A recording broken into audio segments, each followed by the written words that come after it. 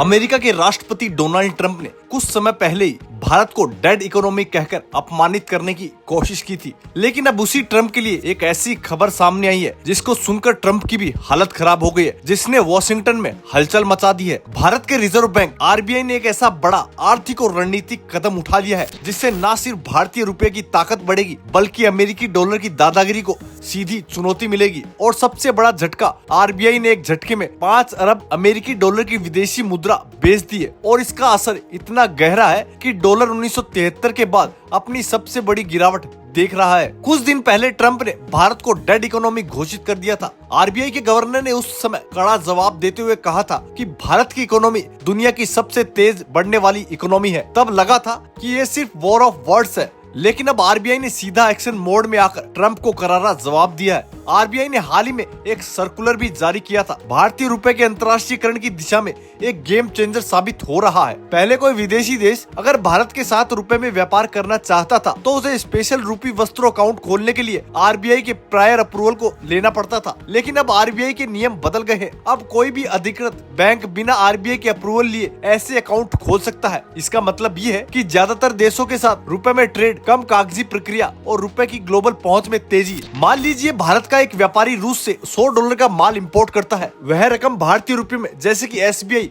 या फिर किसी और बैंक में जमा हो जाती है। रूस का व्यापारी उस रकम को तुरंत निकाल भी सकता है या फिर जब वो भारत से कुछ खरीदेगा तो उसी रकम में पेमेंट भी हो जाएगा। इससे डॉलर का इस्तेमाल 0 हो जाएगा, एक्सचेंज रेट का रिस्क कम हो जाएगा और दोनों देशों की कॉस्ट में बचत आएगी। यानी आरबीआई का ये कदम सिर्फ आर्थिक नहीं बल्कि एक स्ट्रेटेजिक पुशबैक है। अमेरिकी डॉलर की निर्भरता कम करने और धीरे धीरे खत्म करने की दिशा में ये बहुत बड़ा कदम है। और सिर्फ इतना ही नहीं, आरबीआई ने एक और मास्टर स्ट्रोक खेला है। एक ही झटके में 5 अरब अमेरिकी डॉलर का सेल ऑफ कर दिया। जी हाँ, आरबीआई ने अपने फॉरेक्स रिजर्व से 5 बिलियन करेंसी मार्केट में भेजी है। क्यों? ताकि मार्केट में डॉलर की सप्लाई बढ़ जाए और उसकी वैल्यू गिर जाए। जितना डॉलर सस्ता होगा उतना ही रुपए मजबूत होगा। अमेरिकी डॉलर अब दबाव में आ गया है। रुपया रिबाउंड कर गया, जबकि टैरिफ के दबाव में इसके गिरने की उम्मीद थी। 30 देशों के साथ भारत ने पहले ही 156 स्पेशल रूपी वस्त्रों अकाउंट खोल लिया है, जिसमें रूस, यूएई, बांग्लादेश, मालदीव, इंडोनेशिया और कई अफ्रीकी और कई लैटिन अमेरिकी देश भी शामिल है। अब बिना आरबीआई अप्रूवल के ये संख्या और तेजी से बढ़ेगी। अब जरा डॉलर की हालत देखिए। मॉर्गन स्टैनली की ताजा रिपोर्ट के मुताबिक इस साल के पहले 6 महीने में यूएस डॉलर इंडेक्स 11%